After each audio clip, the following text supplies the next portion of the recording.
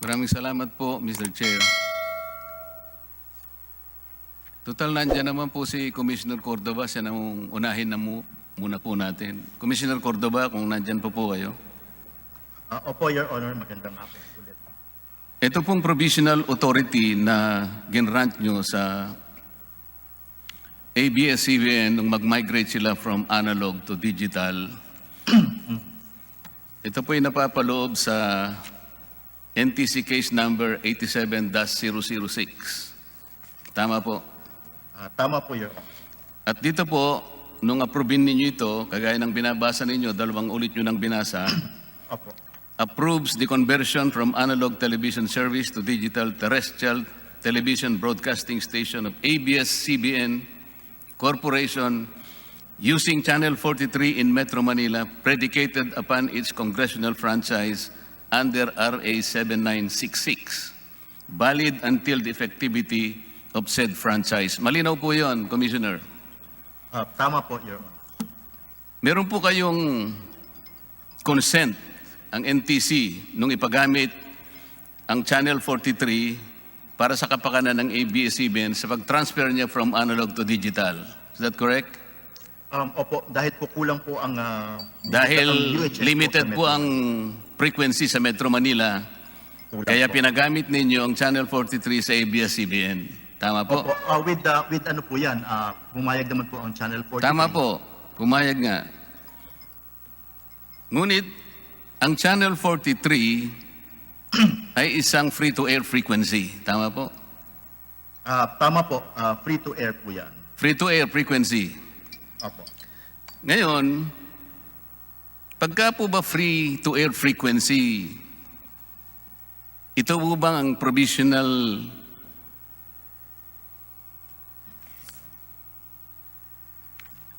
approval na ito ay po pwede niyong ipagamit yung TV Plus? Kasi po free-to-air frequency ito eh. Nakalagay po Your ba Honor, dito sa provisional authority na binigay ninyo, specifically, pwedeng gamitin ang TV Plus? Nakalagay po ba rito? Your Honor, yun po kasing TV Plus. Hindi, tinatanong ko po, nandito po ba sa binigay ninyong provisional authority, magagamit po nila yung free-to-air frequency para i-launch nila yung TV Plus? Pwede ko po bang ipaliwanag, Your Honor? Para Hindi po nga, tinatanong ko lang sa iyo kung nandito sa inyong nakalagay po ba dito sa... Specific po itong pinag-uusapan Your Honor, natin eh. pwede NTC po yun, case number pero hindi- 87006.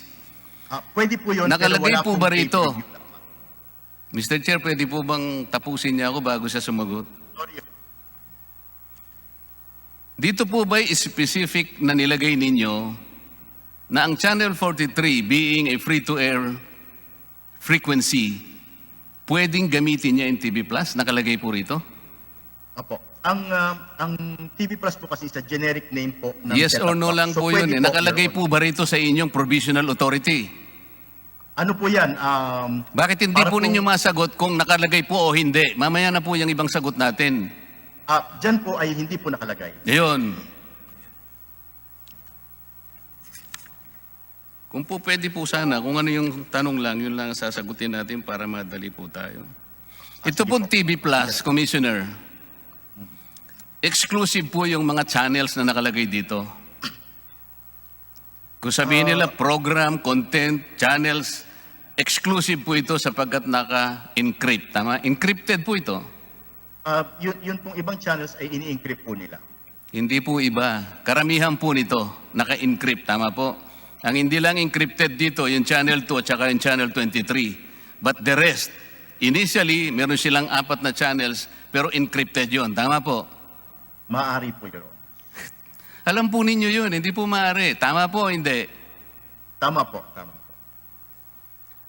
Kapag ka po, hindi bumili ng set-top box, ang isang may-ari ng analog TV, ito po yung digital receiver, ito po yung black box. Kahit na free-to-air po ito, hindi niya ma-access yun, hindi niya makikita, hindi po ba? Hindi po mapapanood sa analog TV, Ayun, Your Honor. ganun po yung nangyari. Kasi sinasabi nyo kanina, yung pong digital receiver, pwede namang bilhin sa Raon yun eh. Yun ang generic, Mr. Meron po. Commissioner. Pero ito pong digital, special po ito eh. meron siyang encrypted na mga programs and channels dito na kapag hindi mo binili, hindi mo makikita lahat yung mga programs na nandun. Bumili ka ng digital receiver sa Raon, ang makikita mo, yung channel 2 at saka yung free to air. Tama po, hindi? Tama. Oh. Tama. Ito po ang problema. Ito ang problema. Wala po dito sa provisional authority na makapagbenta sila ng TV Plus, encrypted, exclusive, sapagkat madidisenfranchise po ang viewing public. Kasi free-to-air po ang pinagamit ninyo, which is Channel 43. Ito po ang mali rito, Mr. Commissioner. Kaya nga po pinagpipilitan namin, bakit po ninyo sila pinayagan na mag-launch ng TV Plus na multiple channel? Kanina po na kayo po'y tinatanong ni Congressman Garbin yata, kayo po ang sumasagot para sa channel sa ABS-CBN. Ang sabi po ninyo, hindi channels yung mga yon, mga programs. Hindi po ba sinabi nyo? Di-justify po ninyo na hindi multiple channel. Sapagkat ang sinasabi nyo, these are multiple programs, not channel. Sinabi po nyo, hindi? Tama po, multiple programs. Sinabi po nyo kanina, channel. hindi po? Okay. Naniniwala po ba kayo na yon ay mga programs at hindi channels? Tama po. Meron po kasing Hindi, saan po engineering ninyo or kinuha technical- yung paniwala na yung mga programs na yon ay hindi channels? Tama po. Hindi, kanino po nyo nalaman na yung mga multiple programs na yon ay hindi channels? Nasa KBP standards po yan, Your Honor. Ano po? KBP standards. O sige po. Para po sa inyong kaalaman, babasahin ko po yung isang pahina sa 200 page na ABS-CBN Corporation 2018 Annual Report submitted to the Philippine Stock Exchange. Page 69, ito po yung sinasabi. ABS-CBN channels. Ito po ang sinasabi niya. ABS-CBN channels. Open parenthesis, Channel 2, Sports and Action, Cinemo, Yay, Knowledge Channel, Teleradyo, Mix, Jeepney TV, O Shopping Channel, Asia Novela Channel, and Movie Central. Sila po ang nagsabi at umamin na itong mga programs na ito ay channels. Maliwanag po itong, bibigyan ko po kayo ng copy nito, Mr. Commissioner, kung gusto po ninyo. At ito po ihawak ko. Page 69, ABS-CBN Corporation 2018 Annual Report submitted to Philippine Stock Exchange. These programs are channels based on the admission of ABS-CBN. Ang tanong po ngayon, wala po sa inyong provisional authority. Bakit po ninyo pinayagan to the disenfranchisement of our viewing public sapagkat encrypted and exclusive ang kanilang mga programs? Bakit po? Actually, Your Honor, based on their provisional authority, dapat po ay hindi nila ginawa yun. Kaya nga po eh. Dapat nga po talaga. Pero ngayon lang po ninyo nalalaman na dapat pala hindi nila ginawa. Ang totoo po nito, Mr. Chair, today as we speak, the following programs or channels in TV Plus are still being shared on Channel 43. Channel 1, Jeepney TV. Channel 2, Asia Novela. Channel 3, Cinemo. Channel 4, Yay. Channel 5, Teleradyo. And Channel 6, KBO. Today, as we speak, Mr. Chair, the following programs and channels on Sky Cable, Sky Direct. Ito po yung sinasabi ko sa inyo kanina, Mr. Commissioner. Ito po yung direct broadcast satellite. Iba po ito yung sa wired. Kasi po, nung nakaraan, about 2.5 weeks ago, ang pagmamatwid ninyo, yung wired kasi hindi nyo sinidio sapagkat ang authority nila ay nanggagaling sa Executive Order 205. Pinagbigyan ko na kayo doon. Bagamat sa darating na panahon, sasabihin ko sa inyo na mali din kayo doon. Kaya lang, ito pong direct broadcast satellite, ito po ay alam ninyo na predicated dun sa kanilang prangkisa, Republic Act 7969, per NTC case number 2012-386. Tama po o hindi? Yung pong Central Cable TV po. Ito po yung Sky Direct. Tama? Tama po. Okay. Sa mga katwi, dito po, kung ang prangkisa ng Sky Cable, Sky Direct, ito po yung DBS service, pasuna yung prangkisa, dapat po pinatigil nyo na sila rito. Kasama rin nung prangkisa ng ABS-CBN na pinahiram ninyo yung Channel 43. Napakasimple po nito. Tama po? Tama po, Your Ang Honor. pagmamatweet nyo kasi kanina, dahil nga po ang ABS-CBN naghain po ng petition sa Korte Suprema, karapatan po nila yon, wala tayong magagawa. Demokrasya po tayo eh. Nahingi po sila ng TRO, karapatan din nila yon. Kaya lang, hindi naman po nag-issue ng TRO ang Supreme Court. Ang ibig sabihin nun, wala naman po kayong legal impediment. Dapat po yung trabaho nyo ginawa ninyo. Pinahinto nyo sila, i-implement nyo lang po yung i-expand niyo yung inyong CDO. Hindi naman kayo dapat mag-issue pa ng iba pang CDO eh. Kasi, ang basihan po, expired yung dalawang prangkisa. Napakalinaw po nito. Ito pong sinasabi ninyong pagmamatwid pa kanina na ang isa po kasing channel, karaniwan inaassign 6 megahertz. Tama naman po yun eh. Yung 6 megahertz is enough to deliver one channel, para hindi po magkaroon ng mga yung disturbance sa frequency. Pero, ang problema, pinagagamit nyo na naman yung mga BAs, yung kanilang value-added service, katulad po ng Kapamilya Box Office. Tama po. Ang Kapamilya Box Office po ay isang, katulad po ng encryption, pay TV, pay-per-view, ito po ay conditional access system po ito eh. Samantalang dito po sa binigay ninyong authority, Mr. Commissioner, balikan ko po itong binigay ninyong authority sa kanila. Mariin po ninyong sinabi doon sa inyong findings and recommendation sa page 11 o page 5, Number 8, nakalagay po, no encryption nor conditional access of programming content shall be allowed. Kayo po naglagay nito eh. Tama po ba ito? Tama po. Tama rin, oh. Ano po yung katwiran ninyo? Bakit? Pagkatapos, doon po sa inyong, this provisional authority is subject to the following conditions, sabi po ninyo. Number 4, on page 7, nakalagay po, the use of conditional access system on DTTV service shall be subject to such conditional access guidelines that the Commission or any other relevant government agency may hereafter issue. Tama po, di ba? Tama po. Wala pa naman po kayong guideline eh. Wala pa po, Your Honor. Paano ngayon nakagamit po sila ng conditional access system, Mr. Commissioner? Kayo po ang regulator eh. Kayo po ang inatasan ng ating pamahalaan para i-regulate po ninyo ang frequency. Alam po ninyo, ang frequency finite po, hindi infinite ito eh. Kaya po ina-allocate po ito sa mga taong deserving para sa ganun, magkaroon din sila ng chance sa makapaglingkod sa pamamagitan ng broadcasting. Tama po? Tama po. O kung hindi naman po ninyo nagagaan pong tungkulin ninyo, kaya kanina po, pagpasensyahin nyo na ako, nabanggit ko na dapat mag-resign na nga kayo eh. Sapagkat itong isa-isang, napakarami ko pa pong dapat natukuyin sa inyo eh.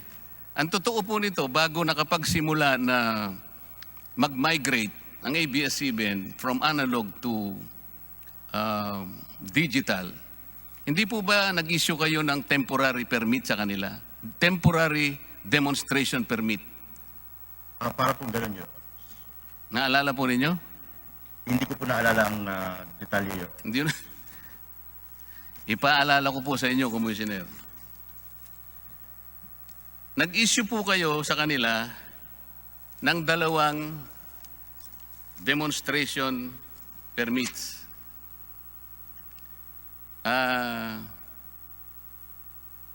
Yung una po ay dated February 10, 2015.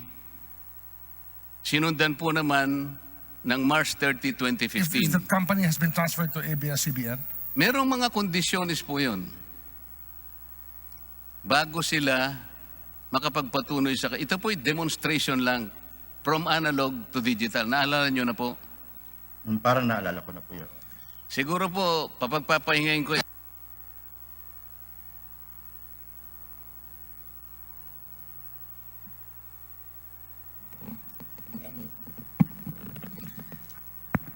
Mr. Chair, may I shift to ABS-CBN muna para makapagpahinga si Commissioner? Sige po, Deputy Speaker Marcoleta. Mr. Katigbak, kayo na po ang sasagot. Yeah. Is it safe to say that you started airing ABS-CBN TV Plus in February 2015 using Channel 43?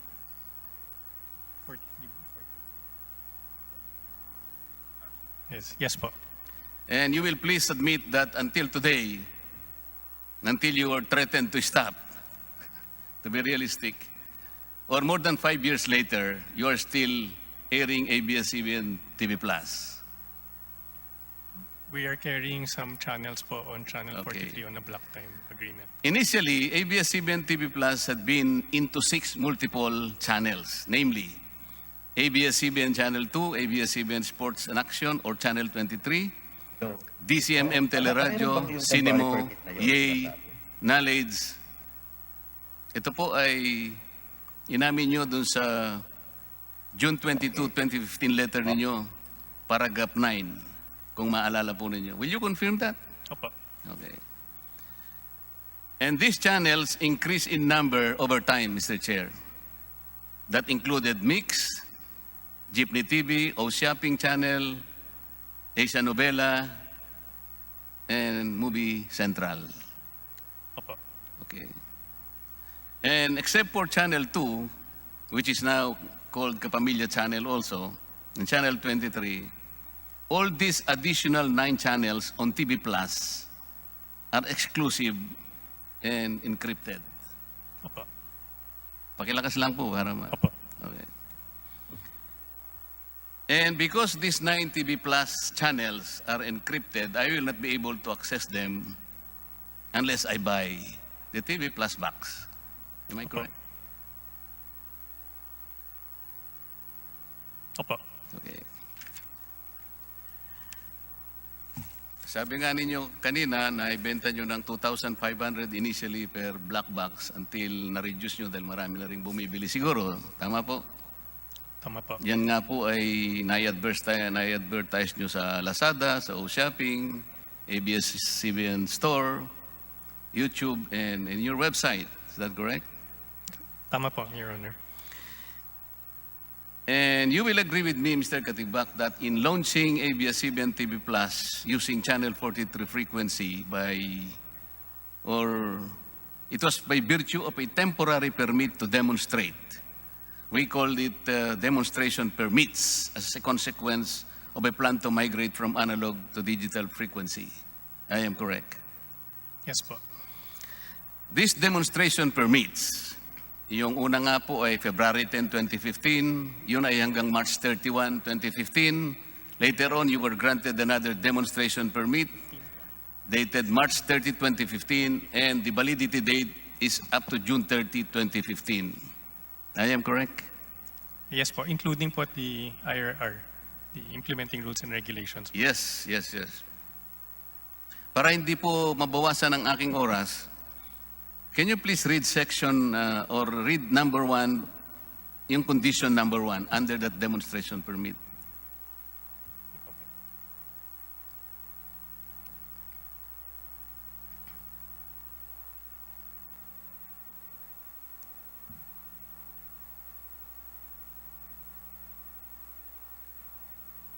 Yung dated February 10, 2015 po.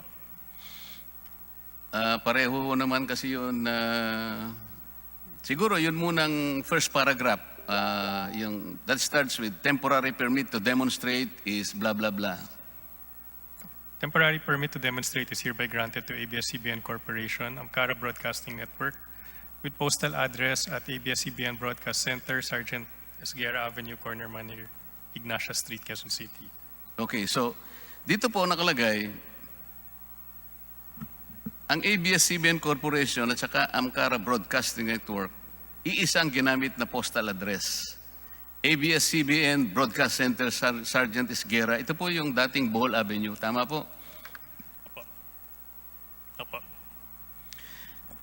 One of the 8 conditions imposed by NTC in these 2 demonstration permits, Mr. Katigbak, was that the permits shall be temporary and shall be valid until March 31, 2015 in case of the first one, and June 30, 2015 in case of the second permit.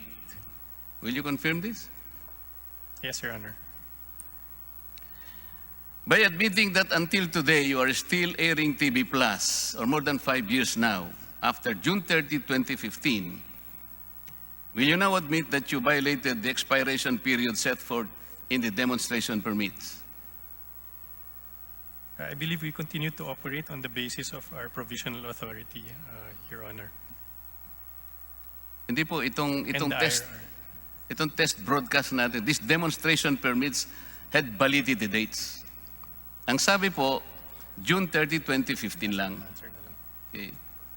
So, ang tinatanong ko sa inyo, kung hanggang June 30, 2015 lang ang binigay doon sa demonstration permit, at sabi nyo kanina, hanggang ngayon ay nagpapalabas pa kayo ng TV Plus, then you can admit now that you violated the expiration period set forth in those 2 permits. Mr. Chair, May- I'll defer to our May I attorney. be recognized, Mr. Chair? Yes? Okay. So the demo permit has a time lapse. That's true. But after the demo phase, No, I then thought you, it would I proceed thought you now to the were, issuance of I a provisional thought you will be authority. answering my question. Okay. Yes, It sir. has a validity date. If we reckon from the second permit, that is only up to June 30, 2015. Question is, you are still airing TV Plus until today, or 5 years, 4 months from that particular period. Aren't you, or weren't you violating this? We are not Demonstration violating, Your permit. Honor. We are not violating any rules that you are mentioning, Your Honor. For the demo phase that was over, that's why a provisional authority was issued, so that we can already continue with the digital services. The demo is just a phase in the application. After that testing No. phase is done, then it will proceed now to the issuance of a provisional authority. You cannot yet shift to that, because if you will, let me go to the other condition.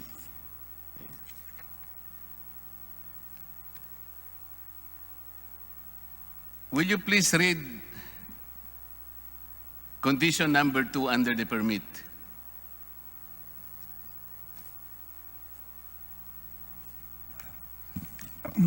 Mr. Chair, are you referring to the second bullet point? Yes, they are in So the bullet points. The second bullet point, will you please read that? Yes, Mr. Chair, it says here, the equipment to be used shall be subject to re-export upon completion of the test and evaluation period. Okay. Upon the completion of the test period, which is June 30, 2015, condition number 2, or bullet point number 2, says that the equipment to be used shall be subject to re-export upon completion of test and evaluation period. Okay. Considering that you have continued in broadcasting or in viewing, in airing TV Plus, I can only assume that you did not comply with the second condition kasi dapat ni-re-export na ninyo eh. That's Did not you true, Your re-export Honor. That's not the true, Your equipment? Honor. This refers to the transmission equipment. That is As correct, explained because- I explained by Commissioner Cordova, the TV Plus box are just receivers and they are just appliances. I am not asking you about the boxes. I am talking about the equipment utilized during the demonstration period. They are specified here. You have to read it Insofar as Channel 43 is concerned, this is parenthesis 644-650 megahertz. Because this is Quezon City. Did you re-export that particular equipment? There is no need, Mr. Chair, because under the migration plan, the entire analog will have to shift to digital. It would be absurd that after demonstration, the broadcast equipment used for digital would be re-exported. We have to take note of the migration plan of the DICT and the NTC. This is a permanent thing. Mr. Chair, kung ganitong mga tuwira nitong abogado ng ABS-CBN, hindi tayo matatapos dito. This is a very specific condition. Upon the completion of the test and evaluation period, the evaluation, the completion or the validity date is napakalit kasi. The equipment to be used shall be subject to re-export upon completion of the test and evaluation period. Okay. What does this mean? You have to re-export the equipment. Ngayon, kung hindi kayo nag-re-export ng equipment, you violated the second conditionality. Mr. Chair, ako po, I will defer to the NTC on the interpretation of that particular permit. And I think it should be the NTC to decide. I think, Mr. Chair, it should be the NTC to decide whether there was a violation of the permit or not. But I'd like to put on record po that ABS-CBN was complying with the directive of both the DICT and the NTC to migrate our broadcast to digital as quickly as possible. Well, that Because is for us to assess and determine, Opo. Mr. Katigbak. That's But right, insofar Mr. as the Chair. conditions are concerned, there are no manifestations and proofs that all these conditionalities are being fulfilled. So who is going to answer this? There was no re-export that occurred in this. So the equipment remained with you and you utilize it until today or 5 years after the expiration in June 30, 2015. This is what happened, Mr. Katigbak, right? That's right, Your Honor. Okay, so In compliance This is- po with the NTC directive. that's the second violation. Okay. Condition number 3. Can you please read that, Mr. Katigbak? May I be recognized, Mr. Chair? Okay. Bullet point number 3, the intended coverage area shall be limited to Metro Manila, Bulacan, Rizal, Cavite, and Laguna for Quezon City Station, and Metro Cebu for Cebu City Station only. Okay.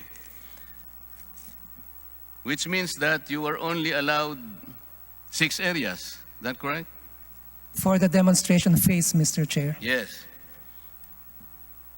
But I'm showing you a screen cap of ABS-CBN TV Plus website showing the coverage area of the TV Plus.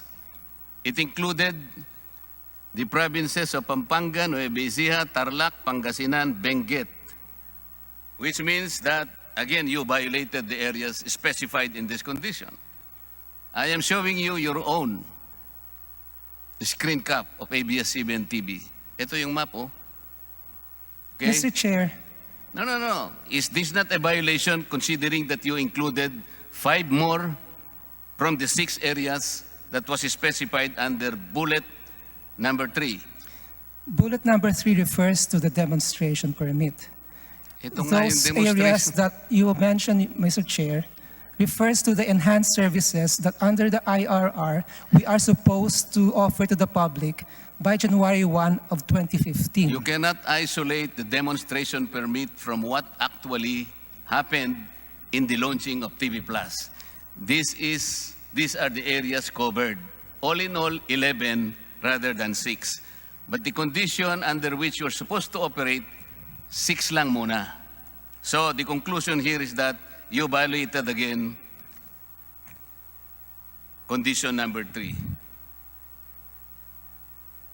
Can we go to condition number 5 para madali tayo?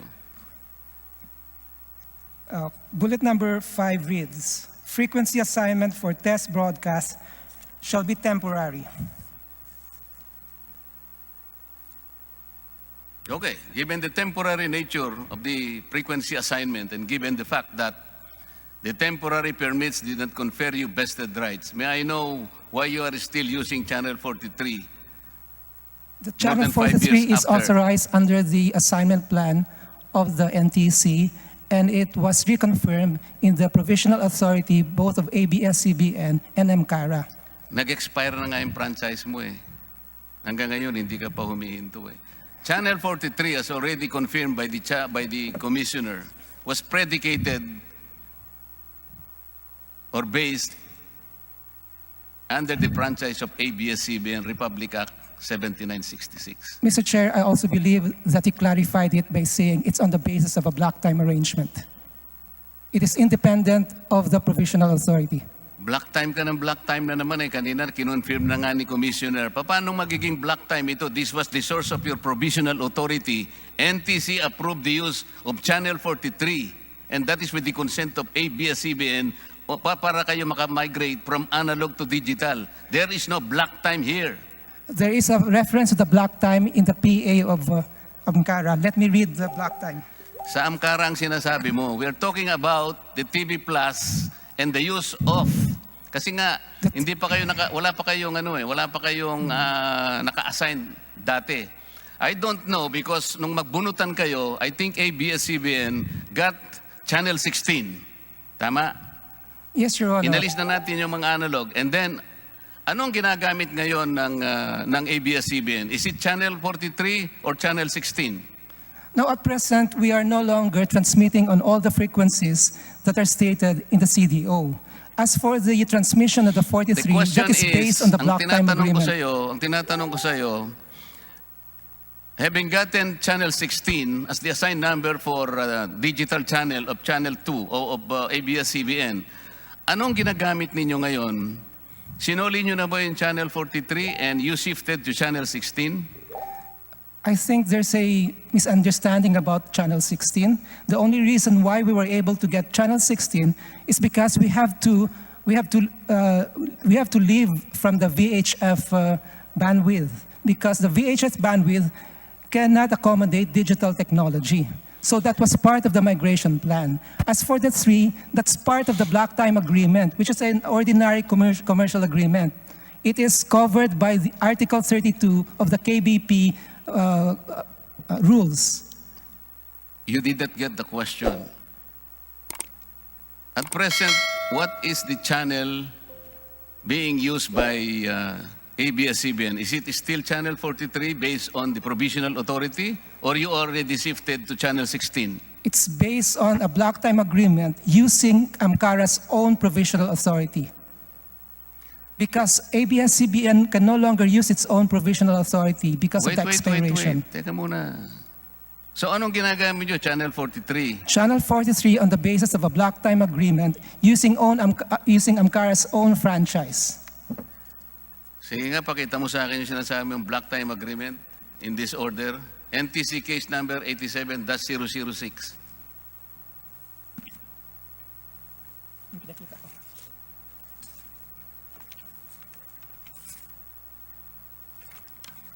Mr. Chair, kindly refer to the second page of the order issued in 91-205. I will read. These are the following findings of the BSD, or the Broadcast Service Department of the NTC. This is page 2, Mr. Excuse Chair. me po, Deputy Speaker Marcoleta. The committee secretary is hereby directed to secure copies of the block time agreement between ABS-CBN and AMCARA. Pakituloy na po, Deputy Speaker Marcoleta.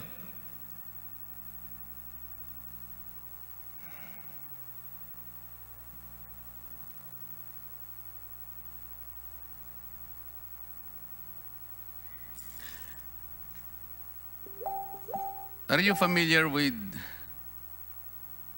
Presidential Decree 576-A? Yes, Mr. Chair.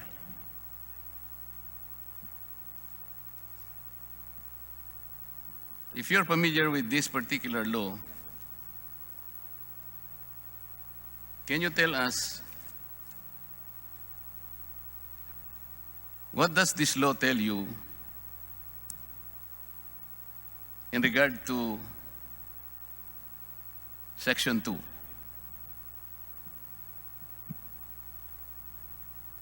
Mr. Chair. For that, may I request that Attorney Maxim Uy be Or recognized? Section 3, I'm sorry.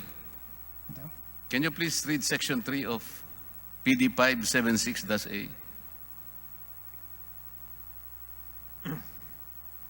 Mr. Chair, Section 3 reads of PD 576A, no person or corporation may own, operate, or manage more than one radio or television station in one municipality or city, nor more than 5 AM and 5 FM radio stations, Pwede po bang pakilakasan, ABS-CBN?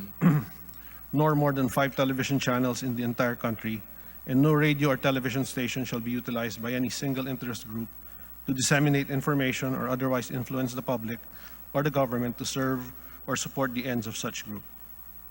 So, dito po, Mr. Chair, sa buong bansa pala, bawal pala na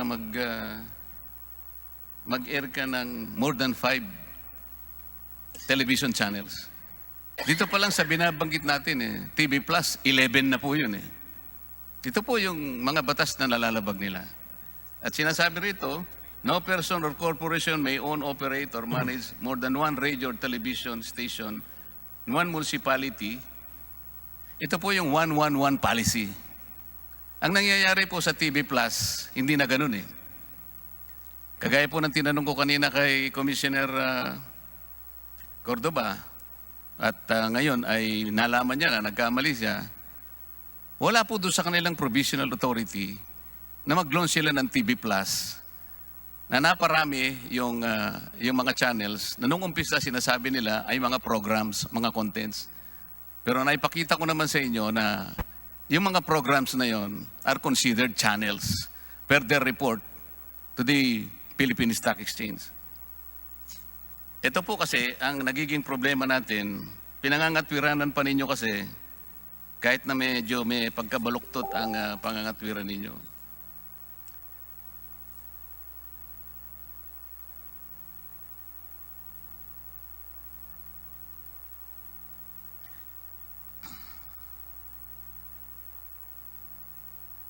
So nung nag-expired po yung demonstration permit on June 30, 2015, nag-expire din ang franchise ng ABS-CBN May 4, 2020.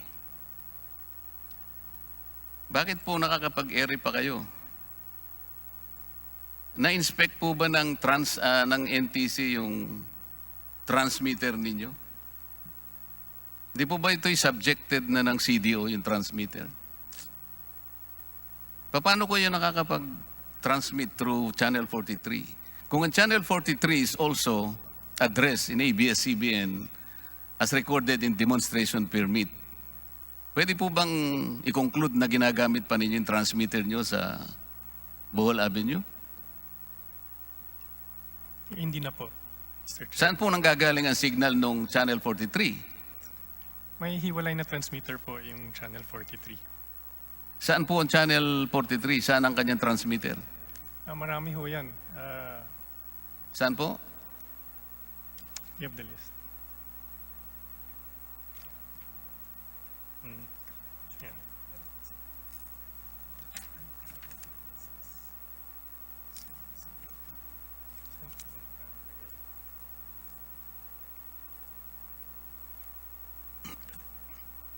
Mr. Chair, dito po sa listahan namin, 5 po yung transmitter pero parang hindi pa to kumpleto. You can just please give us time to complete the list. Kung saan yung mga transmitter po ng Amcara. Ang gusto po naming malaman kung aling transmitter ang ginagamit niya sapagkat lumilitaw po rito sapagkat nagamit lang naman ninyo yung frequency nila, di naman kinakailangan sila yung gumamit pa ng transmitter. Po pwede rin yung gamitin ng transmitter ninyo. Kaya lamang po dahil merong cease and desist order, baka sakaling hindi ninyo sinara. At siguro dapat tingnan uli ng NTC. Papayag po ba kayo na tingnan uli ng NTC yun? Alam ko po lahat po ng transmitter ng ABS-CBN na sara na po. Baka kayo po alam ninyo, pero yung ibang tao ninyo, baka binubuksan, hindi po ninyo alam. Utos po namin yan na isaralap ng transmitter na nakalista sa CDO ng NTC po. Pero mas maganda rin po kung makita rin ng NTC para makasiguro tayo. Tama po? Tama naman po. Did the demonstration permits allow you to launch multiple channels?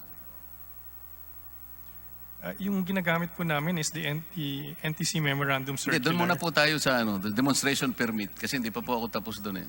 Sir, nauna po yung NTC Memorandum Circular, July 12, 2014, Section 2.4. What is that?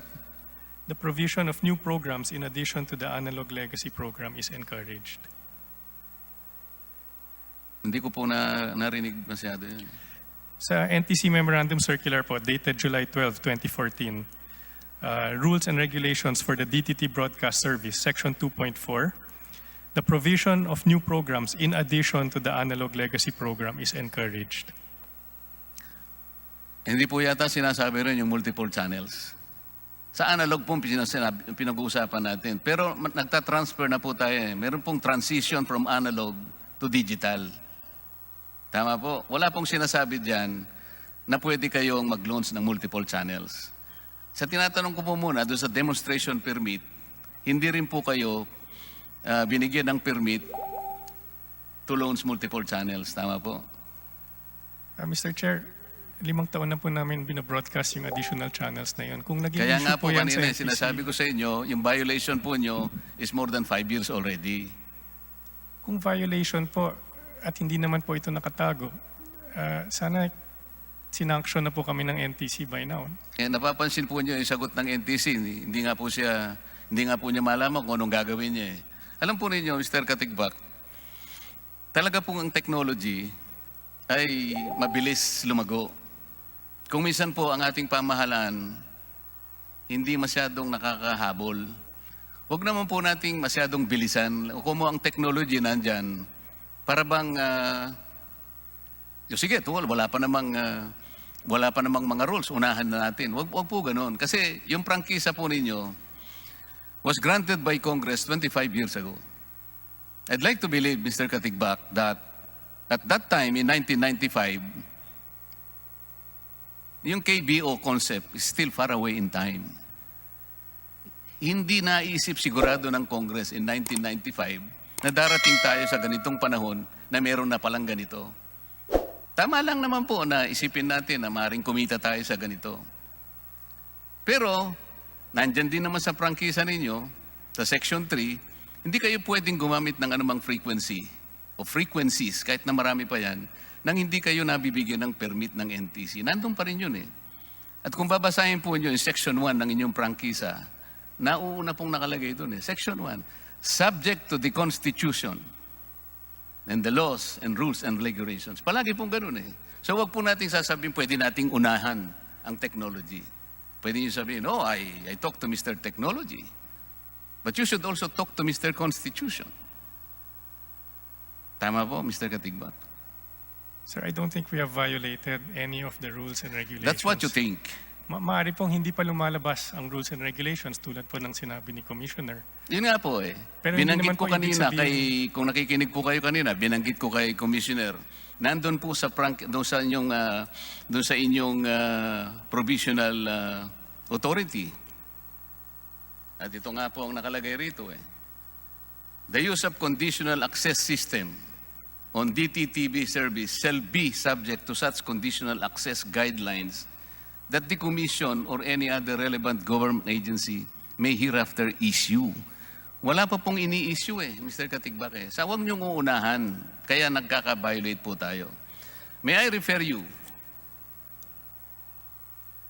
to, this is quite an old letter, but this is your letter to the Federation, it's called PICTAF. It's dated July 6, 2015.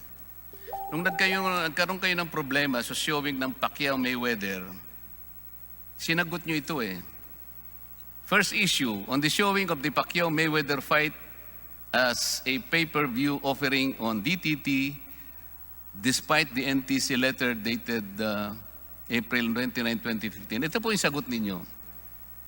This is a moot issue since ABS-CBN Corporation has given express assurance already to the Honorable Commission that it will desist from showing pay-per-view offering until CAS rules come out by the end of the third quarter of this year. I don't know where you get that it will come out in the third quarter of that year, but the most important thing in this particular admission of yours in this letter, you have given an express assurance to the honorable commissioners, siguro po, pinag-uusapan natin, NTC, that you will desist from showing pay-per-view. This is your own undertaking, and this is dated July 6, 2015. Pero hindi pa rin ninyo sinunod, Mr. Katigbak. So, napakarami pong violations. Kayo na pong nagsabi, sulat ninyo ito, pero hindi ninyo ginagawa. Ito pa po.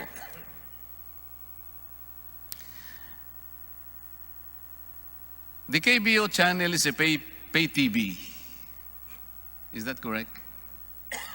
Pay-per-view po. Is it that the fact that within the demonstration period, or on May 3, 2015, you used the digital terrestrial TV system to air the Pacquiao-Mayweather fight? Tama po.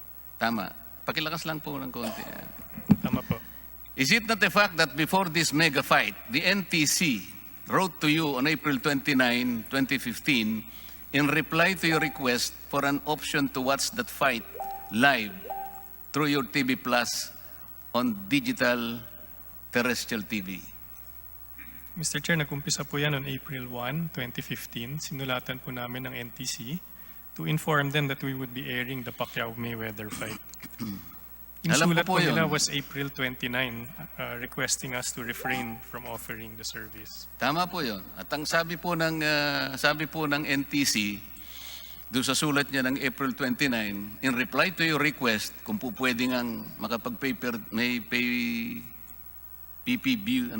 PPB show sa Pacquiao fight, sabi po ng NTC, you are directed to refrain from offering any pay television service in your DTT trials. Kasi nagtatry pa lang kayo, nasa demonstration trials pa lang tayo. Until such time that the Commission has come up with the appropriate guidelines for the same. Is that correct? Tama po. But despite having received this letter of NTC on the same day, you still proceeded with the PPB fight, did you not? Mr. Chair, we had already sold the service to countless people prior to the receipt of that letter. I don't care. When we received the letter, we did stop from offering the service at that point in time, but we also had a commitment to the public who had already paid for the service, Your Honor, which is why we decided to pursue it. Teka muna, Mr. Katigbak. Ang sulat po ninyo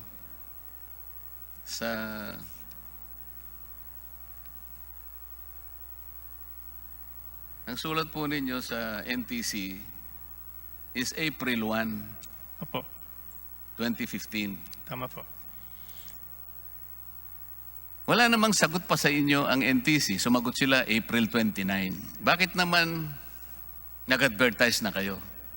At nasubo na kayo sa 2,500 pa nga ho yun. Tama po ba? Hindi.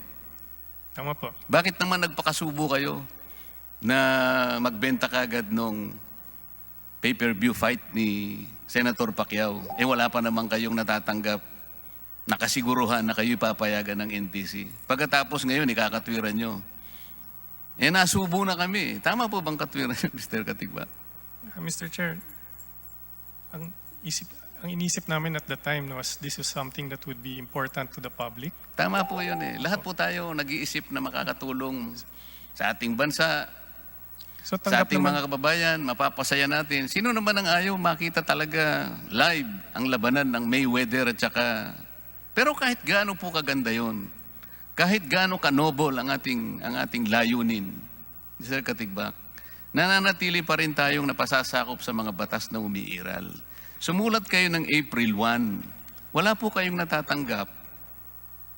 Nakasiguruhan, napapayagan kayo ng NTC.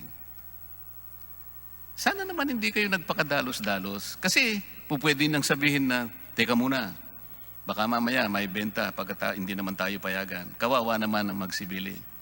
So pinayagan Hindi kayo pinayagan pero nagtuloy-tuloy kayo sa pagkakakala na kawawa naman ng mga tao nakabili na. Tama po ba yung katwiran na yun, Mr. Katigbak? Hindi naman po kawawa, pero obligasyon po namin, dahil kinuha na namin ang pera nila, to make sure na we deliver the service that we promised them. Hindi nga po eh. Kahit napakaganda po ng promise natin, sinasabi ko, Mr. Katigbak, kayo po ang may kasalanan, kayo po ang pumunta sa tao, wala pa po kayong permit, di pa po kayo pinapayagan, pumunta na kayo sa tao, nagbenta kayo. Pagkatapos, wag naman yung sisisihin halimbawa na, o gagamitin na halimbawa, na nakapagbenta na kayo. Paano naman yon? Kagaya nung una ninyong sinabi, kawawa naman ang aming mga 11,000 employees. Eh sana kung hindi naman sana naparami itong mga violations ninyo, hindi sana man tayo nagtagal ng ganito, wala po sanang namroblemang mga kababayan natin na mga manggagawa ninyo. Ganun po yung palaging nangyayari, Mr. Katigbak. So, kahit na ano pong sabihin ninyo na napakagandang kadahilanan mailagay sa tao yung laban ni Mayweather at saka ni Pacquiao, eh hindi po naman nagiging tama na hindi po nyo sinunod ang kagustuhan ng NTC na siya naman ang regulator natin. Mr. Chair, tanggap po namin yan. Kung sa tingin po ng NTC, nagkaroon ng violation ng ABS, tanggap po namin kung ano man yung findings at recommendations po nila.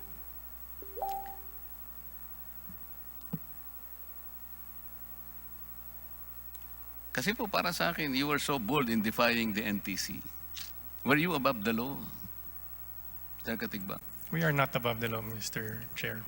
That's the reason why you should have refrained from doing this without the approval of the NTC.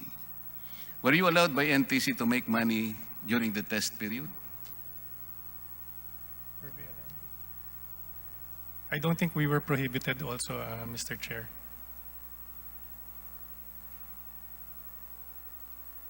So the question is, were you allowed? And to my mind, there was no prohibition against it po, Mr. Chair. Ang ibig ko sabihin, Mr. Katigbak, test naman ito eh. Sana naman lang, binigay niyong libre sa mga tao. Test broadcast lang ito eh. That's only about 3 months. Let's say, from March 30 to June 30. Pero ang ginawa ninyo, nagbenta na kayo ng TV Plus. At saka, ang sabi nga ninyo, 9 million kagad ang naibenta ninyo. Kaya, ang sabi natin ngayon, so kung titigil kami, kawawa na naman yung 9 million. Palagi pong ganun eh. Parang namumuhunan kayo na maraming madadamis, marami ng tatamaan sapagkat napakabilis ng action ninyo eh. Inuunahan po ninyo kasi ang mga regulasyon. Ganito po yung trend, ganito po yung pattern na nangyayari. Can I go to the... Can I ask questions now to the NTC Commissioner, Mr. Chair? Sige po, Deputy Speaker Marcoleta, at paalala lang po na nakonsumo mo na po ang iyong oras at sana po kasama ng iyong pagtatanong sa NTC, umpisahan mo na pong tapusin ang iyong linya ng pagtatanong. Paano kaya gagawin yun, Mr. Chair? Palagay ko... NTC, maghanda na po kayong sumagot.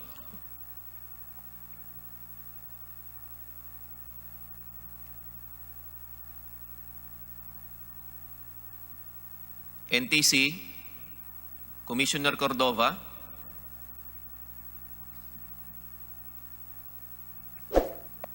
Paki-unmute po si Ayan na po. Commissioner.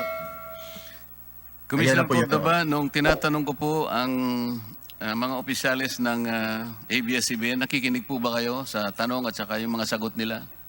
Na hindi po lahat, Your Honors, pero in general po napakinggan ko naman. Marami po akong mga inisa-isa sa kanila na sa aking palagay ay nakalabag sa napakaraming mga pagkakataon. Unang-una na po yung binigay niyong 2 demonstration permit, hindi po nila tinupad yung mga 8 kondisyones na nakasaad doon. Narinig po ba ninyo yung mga sagot nila kanina? Nadinig ko po, Your Honor. Pagkatapos, nung tinatanong ko po kung nung sila'y nagbenta ng mga TV Plus, pinayagan po ba ninyo sila na magbenta ng TV Plus? Ang sabi po kasi nila, hindi naman nyo binawalan, kaya naglakas loob sila na ibenta yung TV Plus sa mga babayan natin while on the test period. Hindi po sila dapat magbenta yung pay-per-view, Your Honor. Hindi po dapat. Dapat. Hindi po dapat. Kasi Okay. po, di po ba nasa... Tama wala po. wala pa pong conditions on that. Ano naman po ang ginawa ninyo nung nalaman ninyo na nagbenta sila ng TV Black Box? Noon po nagpapaalam sila, Your Honors, ay nag-issue po kami ng cease and desist order sa kanila po, Your Honors. Na yung pong mga Pacquiao Mayweather fight at iba, nag-issue po kami ng cease and desist order sa kanila, Your Honors. Hindi po yung black box nung benta nila, hindi niyo naman pinayagan. Sabi nga ninyo, hindi dapat. Ano naman ang ginawa niyo? Umabot na nga po sa 9 million units po eh. Actually, Your Honors, dito po kasing May 2019 ay nagkaroon na rin silang provisional authority, but earlier than that po ay wala po kaming naging action on that, Your Honors. So, nagkakaintindihan na po tayo, Commissioner, na dahil tapos na po yung prangkisa ng ABS-CBN, maging sa paggamit nila ng Channel 43, tapos na rin yung wireless, yung DBS service nila sa Sky Cable, sapagkat nakabase sa pasong prangkisa na yon, dapat covered po yun ng CDO, tama po? Tama po, Your Honor. Okay.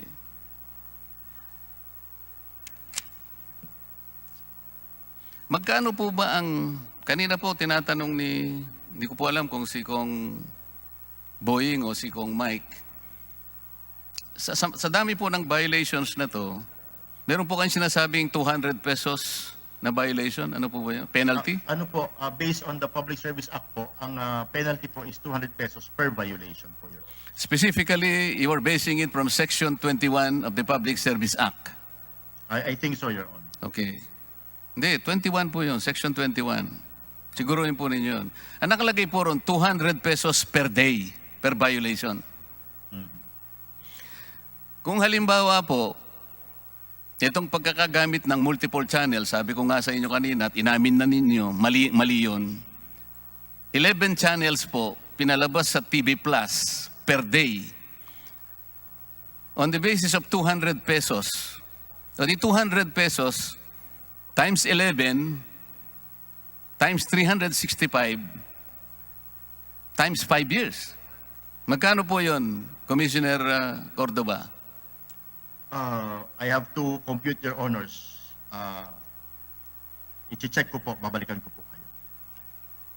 200 pesos Kunwari po yun ang maging base natin. Kunwari times po 200 11 pesos, channels. Times ano po? 11 channels po yun eh. Per day Okay. kasi eh. Times 365 times 5.4 kasi 5 months and 4 months na po hanggat hindi sila humihinto. Magkano po yun?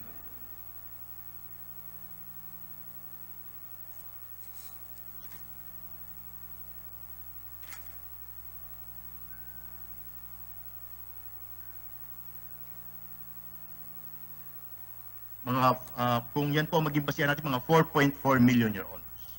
Mali po kayo, Commissioner. Computein nyo uli.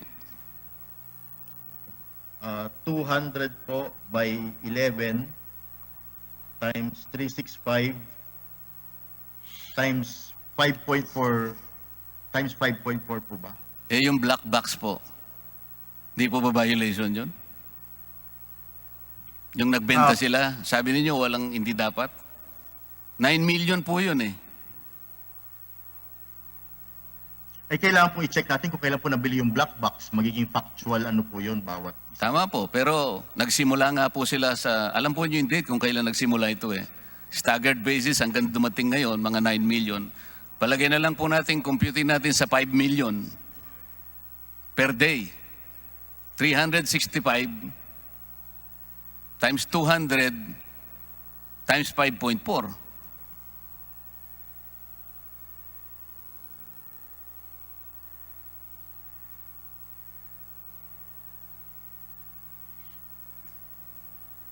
Deputy Speaker Marcoleta, ang computation po ng 200 per day sa 11 channels sa loob ng 5 taon ay 4,015,000 lamang. Opo. Malaki po ito para sa atin, mga pangkaraniwang mamayan, pero sa isang korporasyon po na kumikita ng daan-daang milyon o ng bilyon, ay magmumukhang maliit lamang po ito. Hindi po kasama Deputy yung mga Speaker Marcoleta. Hindi po kasama yung mga black box kasi, Mr. Chair. At saka ito pa pong sasabihin ko ito. Ito po kasing isa sa kanilang subsidiary. Ito pong ABS-CBN Convergence. Nag-engage po siya sa broadcasting kasi. At sabi niya, ito ay value-added service. Ang KBO pay-per-view is a value-added service. Kaya po noong April 18, while on the demonstration period po, April 18, 2016, nagbenta po sila ng 199 pesos. The time has come, Donaire versus Bedak. ABS-CBN engaged, Convergence engaged in broadcasting. Hindi po siya broadcasting eh. Ang Convergence is a telco company, Mr. Chair. September 21, 2015, July 4, 2017, pay-per-view boxing, Pinoy Pride 38, Philippines versus Mexico, and Pinoy Pride 41, Magsayo versus Diaz for 99 pesos. April 13, 2017, advertisement of KBO, Holy Week Special for 99 pesos. September 19, 2019, the red carpet coverage. The 2019 ABS-CBN Bowl aired live on KBO channel for 30 pesos. November 30, 2019, listen, the Big Shot concert of the TNT Boys carried on KBO for 30 pesos. February 24, 2020, the homecoming concert of Miss Universe Catriona Gray was also aired on KBO, also for a fee. Mr. Commissioner, nag-issue po ba kayo ng Certificate of Authority or permit sa ABS-CBN Corporation at saka Convergence to broadcast these events na binasa ko sa inyo? Sa ABS-CBN Convergence, wala po kaming initial. Wala po. So dahil telco po yun, pero nag-broadcast siya, do you think it violated its franchise, Mr. Commissioner? I have to check po, Your Honors, kasi po pwede po kasing dumaan lang sa kanya as value-added service. Katulad po ng nangyayari sa ibang telcos natin na nakakapag-provide po ng value-added service. Yung value-added service po ng Convergence, Mr. Commissioner, 10 lang yon. Nakalagay po sa kanilang certificate na pinayagan ninyo.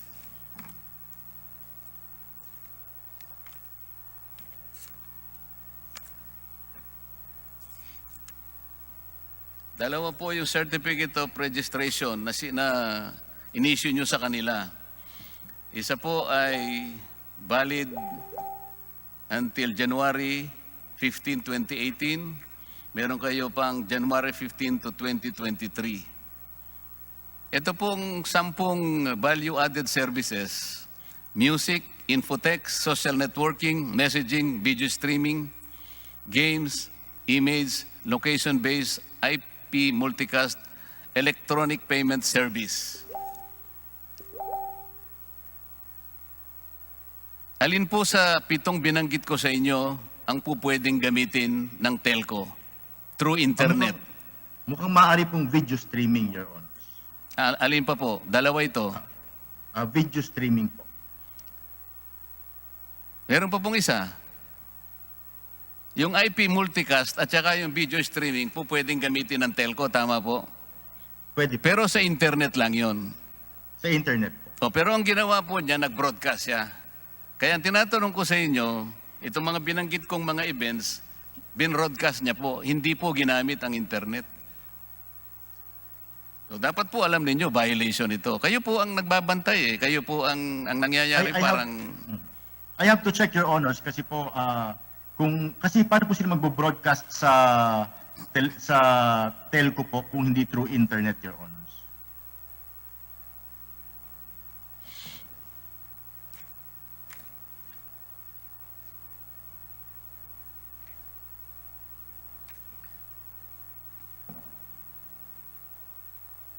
Mr. Commissioner, kapag ka po sinyat off natin ang Channel 43 na maliwanag naman pong dapat, ang mawawala po ngayon is Channel 1, Jeepney TV, Channel 2, Asia Novela, Channel 3, Sinimo, Channel 4, Yay, Channel 5, Teleradyo, Channel 6, KBO.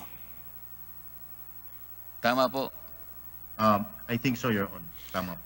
Pagka po naman sinara natin yung program, yung wireless, ito po yung DBS service ng Sky Cable. Ito po yung mawawalang mga channels. Kapamilya Channel, Sinimo, Yay, Knowledge, ANC, Jeepney Channel, Mix Channel, O-Shopping Channel. Lahat po ng laman ng Sky Direct Broadcast Satellite po ay mawawala. Pati po yung ibang channel po noon, ibang content po. Hindi lang po yan.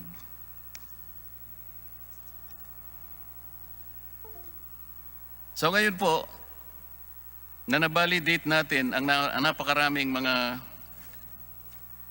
Teka, ito po pala. Kasi kanina po may sinasabi kayo na yung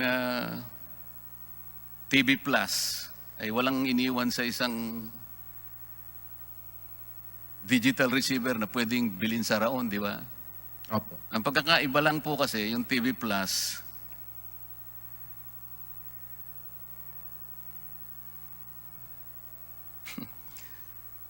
salamat ka, Commissioner, pinatitigil na ako. Pero nagkaintindihan na po tayo kanina, no?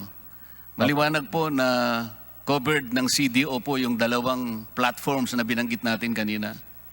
Tama po yun. Kailan po i-implement po yung cease and desist order? Tapusin po namin ngayong gabi, Your Honor. Ngayon po, Opo, i-issue po namin.